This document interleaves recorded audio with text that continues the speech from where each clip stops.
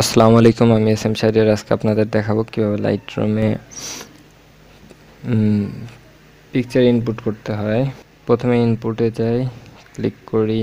Click করার পরে আমরা যে কোনো একটা ফোল্ডার সিলেক্ট করি যেখানে আমাদের পিকগুলো আছে।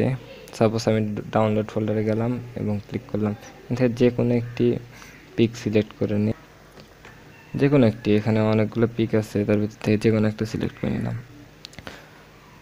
সাপোজ এটাই নিলাম, নিয়ে ইনপুট করলাম। করার পরে এখন আমরা এটাকে ইনপুট করে ফেলছি। এর পরবর্তী কাজ করতে গেলে আমাদের ডেভেলপ অপশানে যেতে হবে এবং আমরা এই পাশে আরেকটা মেনু দেখতে পাচ্ছি, এখানে গিয়ে আমরা এটাকে ডেভেলপ করতে পারি। তো আজকের টিউটোরিয়াল এখানেই শেষ। পরবর্তী টিউটোরিয়ালের জন্য স্বাগতম জানিয়ে আমি শেষ করছি। আসসালামু আলাইকুম।